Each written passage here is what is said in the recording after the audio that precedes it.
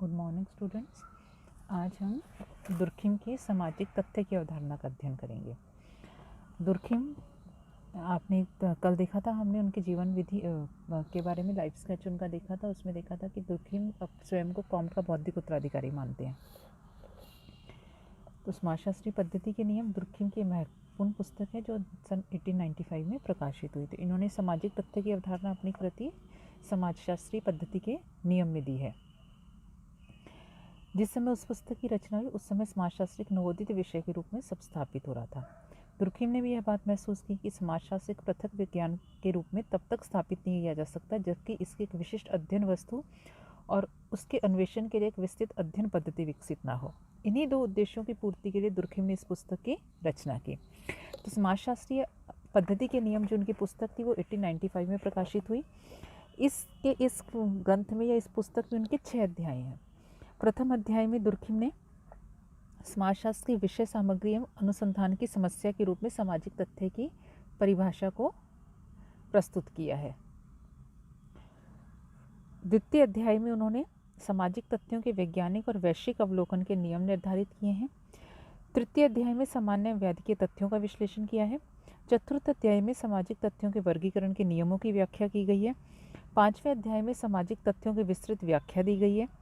छठे अध्याय में निर्वचन तथा सामान्यकरण की प्रणालियों से संबंधित है तथा अंतिम अध्याय में दुर्खिम ने अपने संपूर्ण विवेचन का संक्षिप्त निष्कर्ष प्रस्तुत किया है। हम यहाँ सामाजिक तथ्य पर दुर्खिम के विचारों का अध्ययन करेंगे। तो अब हम देखेंगे कि सामाजिक तथ्य क्या है। दुर्खिम ने समाजशास्त्र की विषय वस्तु के रूप में सामाजिक तथ्यों की विवेचना की। सामाजिक तथ्य वे तथ्य हैं जो सामूहिक चेतना से संबंधित हों और जो व्यक्तिगत चेतना से स्वतंत्र हों। यहाँ पे उन्होंने दो चेतनाओं की बात की, सामूहिक चेतना और व्यक्तिगत चेतना। वो कहते हैं कि तथ्य वे है जो सामूहिक चेतना से संबंधित है पर व्यक्तिगत तथ्य से परे है, मतलब व्यक्ति से परे है, व्यक्ति से स्वतंत्र है। वो सामाजिक तथ्यों के दबाव से ही व्यक्ति एवं समूह व्यवहार करते हैं। सामाजिक तथ्य को परिभाषित करते हुए दुर्खिम लिखते हैं, सामाजिक तथ्य व्यवहार का वह पक्ष है जिसका निरीक्षण वैश्विक रूप से संभव है और जो एक विशेष ढंग से व्यवहार करने को बाध्य करता है। एक अन्य स्थान पर दुर्खिम लिखते हैं, सामाजिक तथ्य कार्य करने, सोचने और अनुभव करने के वे तरीके हैं जिनमें व्यक्तिगत चेतना से बाहर भी अस्तित्व को बनाए रखने की उल्लेखनीय क्षमता या विशेषता होती है। समाजशास्त्रीय पद्धति के नियम पुस्तक के प्रथम अध्याय की अंतिम पंक्तियों में सामाजिक तथ्यों को विस्तृत रूप से समझाते हुए दुर्खिम लिखते हैं, सामाजिक तथ्य क्रिया करने का एक स्थायी एवं अस्थायी तरीका है जो व्यक्ति पर बाहरी दबाव डालने में समर्थ होता है अथवा पुनः क्रिया करने का एक तरीका है जो किसी समाज में सामान्य रूप से पाया जाता है किंतु साथ ही साथ जो व्यक्तिगत अभिव्यक्तियों से स्वतंत्र एवं पृथक अस्तित्व रखता है। इन परिभाषाओं से स्पष्ट है कि सामाजिक तथ्य क्रिया करने अथवा व्यवहार करने के तरीके हैं। इन क्रिया करने के तरीकों में दुर्खिम मानव के सोचने, विचारने और अनुभव करने के तरीकों को भी सम्मिलित करता है जो स्थायी अथवा अस्थायी हो सकते हैं।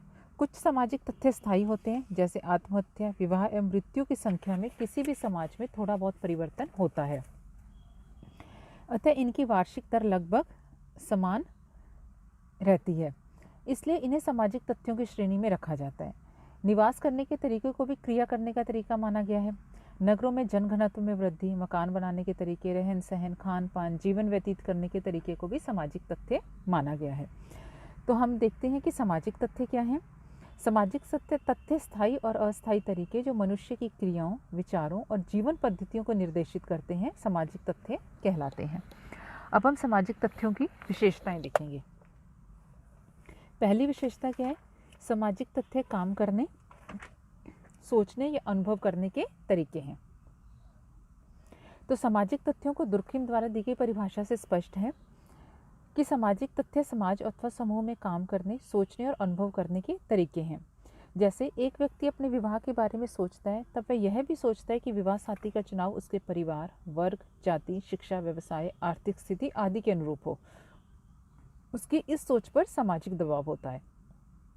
अतः जो उसकी ये सोच है या उसके ऊपर जो सामाजिक दबाव है, इसे ही दुर्खिम सामाजिक तथ्य कहते हैं। हमारे व्यवहार और सोच विचार समाज की देन है, समाज ही इनकी उत्पत्ति का स्रोत है। हम समाजीकरण की प्रक्रिया द्वारा समाज में विभिन्न प्रकार से व्यवहार करना सीखते हैं।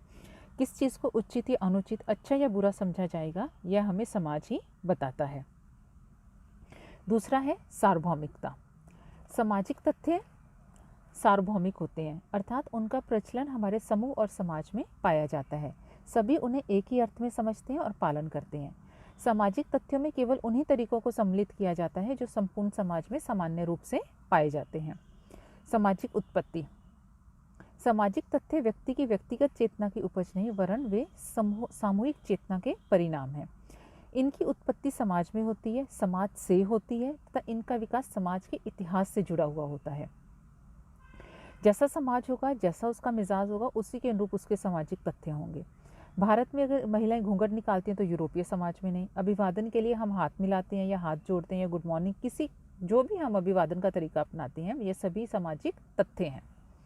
सामाजिक तथ्य पीढ़ी दर पीढ़ी हस्तांतरित किए जाते हैं। सामाजिक तथ्य सामाजिकरण के माध्यम से सीखे जाते हैं। पुरानी पीढ़ी इन्हें नई पीढ़ी को हस्तांतरित करती है।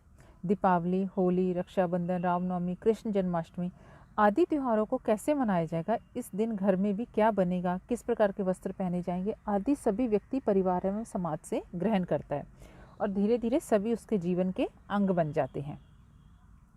उसकी आदतें उसके एक व्यवहार में सम्मिलित हो जाती हैं। वह भी इन्हें आने वाली पीढ़ी को हस्तांतरित करता है। इस प्रकार हम देखते हैं कि सामाजिक तथ्य पीढ़ी दर पीढ़ी हस्तांतरित किए जाते हैं। सामाजिक तथ्य सीखे जाते हैं। सामाजिक तथ्य चूँकि समाज की उपज है, अतः समाजीकरण की प्रक्रिया द्वारा सीखे जाते हैं। ये हमें वंशानुक्रमण, शारीरिक लक्षणों जैसे कालापन, गोरापन, आँख, नाक, काल आदि की बनावट की तरह माता पिता से प्राप्त नहीं होते, अर्थात शारीरिक विशेषताओं की तरह हमें प्राप्त नहीं होते, वरन हम इन तथ्यों को हमारी सोशलाइजेशन की जो प्रोसेस है उसके थ्रू हम इनको सीखते हैं। शिक्षा समाजीकरण का एक सशक्त साधन है। औपचारिक व अनौपचारिक शिक्षा के माध्यम से व्यक्ति सामाजिक तथ्यों को सीखता है। परिवार के लोग व्यक्ति को यह सिखाते हैं कि उसे अभिवादन कैसे करना चाहिए, वस्त्र कैसे पहनने चाहिए, तो शिक्षण संस्थाएं हमें समाज के कानूनों, विश्वासों आदि का ज्ञान कराती हैं। सामाजिक तथ्य सामूहिक चेतना, सामूहिक प्रतिनिधान के रूप में समाज में मौजूद होते हैं, जिन्हें व्यक्ति सीखता है। केवल वे सीखे हुए व्यवहार ही जो किसी समूह या समाज के सदस्यों द्वारा स्वीकृत और मान्य होते हैं, सामाजिक तथ्य की श्रेणी में आते हैं। नेक्स्ट है सामाजिक तथ्य अधिव्यक्तिक होते हैं। सामाजिक तथ्यों का प्रदर्शन एवं प्रकटीकरण यद्यपि व्यक्ति की क्रियाओं में होता है, किंतु इनका अस्तित्व व्यक्तिगत अभिव्यक्तियों से स्वतंत्र है। भौतिक नैतिक नियम, धार्मिक और राजनीतिक विश्वास, विभिन्न संस्थाओं में प्रचलित मान्यताएं आदि किसी भी व्यक्ति द्वारा प्रयोग किए जाने वाले तथ्य हैं, किंतु कोई भी व्यक्ति क्रिया इन्हें पूर्ण रूप से उत्पन्न नहीं कर सकती। सामाजिक तथ्यों की उत्पत्ति सामूहिक चेतना के द्वारा होती है, अतः ये किसी एक व्यक्ति के नहीं वरन संपूर्ण समाज के होते हैं। दुर्खिम इन्हें सामाजिक धाराएं कहता है। समय समय पर ये धाराएं व्यक्ति को विशेष प्रकार का आचरण करने की प्रेरणा देती हैं। सामाजिक तथ्य एक स्वतंत्र शक्ति हैं जो व्यक्ति व्यवहारों में प्रकट होती हैं। यह शक्ति समूह की देन है। प्रथाएं, परंपराएं, रूढ़ियाँ आदि जो सामाजिक तथ्य हैं, किसी व्यक्ति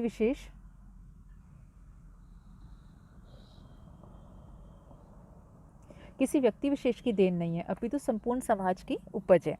नेक्स्ट है बाह्यता। सामाजिक तथ्य की एक विशेषता यह भी है कि ये समाज विज्ञानी के व्यक्तिगत विचार, व्यक्ति चेतना और अधिकार क्षेत्र से बाहर होते हैं। इन पर व्यक्ति विशेष के विचारों या क्रिया का प्रभाव नहीं पड़ता, क्योंकि इनका अस्तित्व व्यक्ति से स्वतंत्र होते हैं। इन पर व्यक्ति विशेष के विचारों या क्रिया का कोई प्रभाव नहीं होता। सामाजिक तथ्य की उत्पत्ति सामूहिक चेतना से होती है, इसलिए व्यक्तिगत तथ्यों से ये पृथक एवं भिन्न होते हैं। सामाजिक तथ्यों का निर्माण भी समूह के सदस्यों की सामूहिक एवं पारस्परिक अंतःक्रिया के परिणाम स्वरूप होता है, किंतु इनका अस्तित्व व्यक्तिगत तथ्यों से स्वतंत्र होता है। जैसे मनुष्य के मन में विचारों का जन्म विभिन्न कोष्ठों की पारस्परिक अंतःक्रिया के कारण होता है, उसी प्रकार से विभिन्न व्यक्तियों की अंतःक्रिया के कारण सामूहिक चेतना एवं सामूहिक विचारों का जन्म होता है। फिर भी उनका अस्तित्व व्यक्ति विशेष की चेतना से बाहर और पृथक होता है। नेक्स्ट है बाध्यता। सामाजिक तथ्यों की एक विशेषता यह भी है कि इनका पालन व्यक्ति के लिए बाध्यमूलक होता है, क्योंकि इनकी उत्पत्ति व्यक्तिगत चेतना से नहीं होती, वरन ये सामूहिक चेतना के परिणाम होते हैं, अतः व्यक्ति के लिए दबावकारी होते हैं। व्यक्ति से बाहर की वस्तु होने के कारण ही ये व्यक्ति पर एक विशिष्ट प्रकार का व्यवहार करने के लिए दबाव डालते हैं। सामाजिक तथ्यों के पीछे समाज एवं समूह की शक्ति होती है। इस शक्ति के प्रभाव एवं दबाव के कारण ही व्यक्ति उसी प्रकार का आचरण करता है जैसा समाज उससे चाहता है या जैसा समाज उसे निर्देशित करता है। सामाजिक दबाव या शक्ति व्यक्ति से बाहर की वस्तु और व्यक्ति से श्रेष्ठ होती है, अतः व्यक्ति उसके सामने नतमस्तक होता है, झुकता है, समाज के नियमों और आदेशों को शिरोधार्य करता है।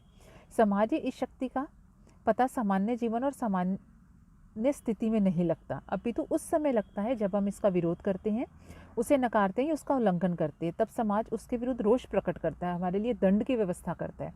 तब हमें उन सामाजिक तथ्यों की बाध्यता का अनुभव होता है। दुर्खिम ने सामाजिक तथ्य की बाह्यता और बाध्यता को प्रकट करने के लिए अनेक उदाहरण दिए। दुर्खिम ने व्यक्तिगत और सामूहिक मस्तिष्क में भेद किया है। राष्ट्रीय संकट के समय राष्ट्रीय सुरक्षा की भावना व्यक्तिगत भावना से प्रबल होती है। व्यक्तिगत भावना के आधार पर बलिदान करने वाले व्यक्तियों की संख्या राष्ट्र भावना से प्रेरित होकर बलिदान करने वालों से कम होती है। तो इस प्रकार दुर्खिम ने सामाजिक तथ्यों की विशेषताएं बताई। दुर्खिम के अनुसार नैतिकता भी एक सामाजिक तथ्य है और सामूहिक चेतना इसके उल्लंघन पर नियंत्रण लगाती है। नैतिकता के उल्लंघन पर समाज दंड की व्यवस्था करता है, चाहे वह अधिक कठोर नहीं हो। समाज के कानून, प्रथाएं, परिपाटियां सामाजिक तथ्य हैं। हाँ, यदि हम इसका विरोध करते हैं, अवमानना करते हैं तो हमें दबाव महसूस होता है, समाज हमें ऐसा करने से रोकता है। तो इस प्रकार हमने देखा कि सामाजिक तथ्यों में बाह्यता, बाध्यता का गुण है, दबाव डालने की इनमें शक्ति है। दुर्खिम कहता है कि सामाजिक तथ्यों की बाध्यता को हम कई रूपों में, कई बार प्रत्यक्ष रूप में देखते हैं तो कई बार अप्रत्यक्ष रूप में। इसे स्पष्ट करने के लिए दुर्खिम ने समाजीकरण और शिक्षा का उदाहरण दिया। समाजीकरण और शिक्षा के द्वारा हम बच्चे पर कार्य करने, अनुभव करने, देखने और विचार करने के तरीकों को थोपते हैं। प्रारंभ से ही बच्चे को हम नियमित समय पर खाना पीना, सोना, बैठना सब चीज़ें समय पर या अनुशासन में जीवन जीने के लिए बाध्य करते हैं। हम उसे स्वच्छता, शांति तथा आज्ञाकारिता के लिए बाध्य करते हैं। हम उसे दूसरों के प्रति अच्छे विचार रखने, परंपराओं, नियमों, रीति रिवाजों आदि का सम्मान करना सिखाते हैं। तो इस प्रकार हम देखते हैं कि हम बचपन से ही समाजीकरण के द्वारा नैतिक नियमों की बाध्यता को उसे सिखाते हैं, प्रत्यक्ष या अप्रत्यक्ष रूप से। तो इस प्रकार जो एक सामाजिक तथ्य है वो बाह्य दबाव की शक्ति से पहचाना जाता है, जिसका प्रयोग यह व्यक्ति पर करता है अथवा व्यक्तियों में प्रयोग कर सकने के योग्य है, और इस शक्ति की उपस्थिति उसके लिए विशिष्ट अनुमति से या इसका उल्लंघन करने वाले व्यक्ति के प्रतिरोध से जानी जाती है। तो इस प्रकार हमने दुर्खिम के सामाजिक तथ्य की अवधारणा और परिभाषा देखी। हमने देखा कि उन्होंने इसकी क्या परिभाषा दी है। उन्होंने कहा है कि ये सामाजिक तथ्य जो है काम करने, सोचने के वे तरीके हैं जो व्यक्ति से बाह्य हैं और व्यक्ति के ऊपर बाध्यकारी हैं। तो इस प्रकार हमने देखा कि दुर्खिम ने सामाजिक तथ्य की जो विशेषताएं बताई, उनमें उन्होंने कहा कि वस्तुओं के रूप में समझो आप, तभी तो आप वैज्ञानिक पद्धति को विषय के रूप में लागू कर सकते हो। उन्होंने कहा कि ये जो सामाजिक तथ्य हैं सार्वभौमिक हैं। उन्होंने इसकी जो विशेषताएं बताई, बाह्यता, बाध्यता, अधिव्यक्ति के हैं, पीढ़ी दर पीढ़ी हस्तांतरित होते हैं, इनकी उत्पत्ति समाज से ही होती है। तो अब हम नेक्स्ट वीडियो में सामाजिक तथ्यों के अवलोकन के नियम और सामाजिक तथ्यों के प्रकारों का अध्ययन करेंगे। धन्यवाद।